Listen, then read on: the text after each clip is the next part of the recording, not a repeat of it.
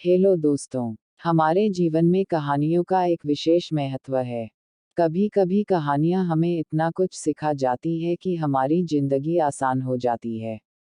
ऐसी ही कुछ हिंदी कहानी आपके लिए इस ब्लॉग पर लिखता रहता हूँ। आज की हमारी कहानी एक राजा की कहानी है। इस राजा की हिंदी कहानी का शीर्षक है भूखा राजा। मैं आशा करता हूँ आपको राजा की कहानी पसंद आएगी। भूखा राजा और गरीब किसान की कहानी।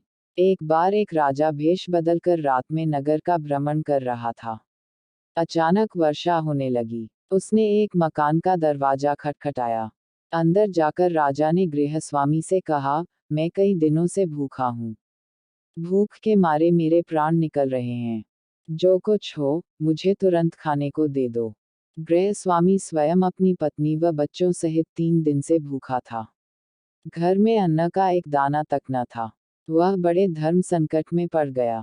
उसे समझ नहीं आ रहा था कि वह अपने भूखे अतिथि को कहां से भोजन कराए। तभी उसके मन में एक विचार आया। वह घर से बाहर निकला और घर के सामने एक दुकान से 2 मुट्ठी चावल चुरा लाया। उस गृहस्वामी ने अपनी पत्नी से उन चावल को पकाकर उन्हें अतिथि को खिलाने के लिए कहा। अगले दिन दुकानदार ने राजा से पड़ोसी की शिकायत की और कहा कि उसने दुकान से चावल चुराए हैं। राजा ने तत्काल उस व्यक्ति को बुलवाया और चावलों की चोरी के बारे में पूछा। उस व्यक्ति ने अपना अपराध स्वीकार करते हुए बीती रात की पूरी घटना सुना दी। हाथ जोड़कर कहा, महाराज, मेरा स्वयं का परिवार 3 दिन से भूखा था। मैंने अपने लिए चोरी नहीं की और ना ही कभी करता, चाहे प्राण निकल जाते, परंतु आधी रात में घर पर आए अतिथि को भूखा नहीं देख सकता था। राजा यह सुनकर बहुत दुखी हुआ। उसने बताया कि अतिथि वह स्वयं था। फिर उसने उस दुकानदार को बुलवाया और पूछा कि क्या उसने अपनी दुकान से पड़ोसी को रात में चावल चुराते हुए देखा था। दुकानदार के हाँ कहने पर राजा ने कहा, इस घटना के लिए प्रथम दोषी मैं स्वयं हूँ।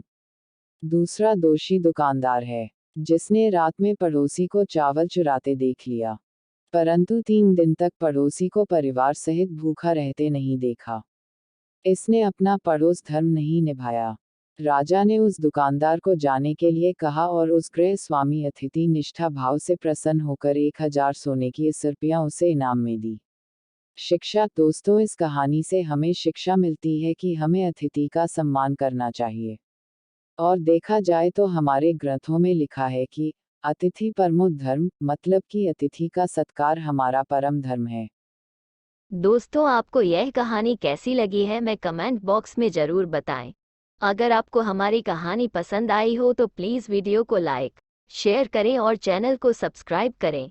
वीडियो को अंत तक देखने के लिए बहुत बहुत शुक्रिया दोस्तों।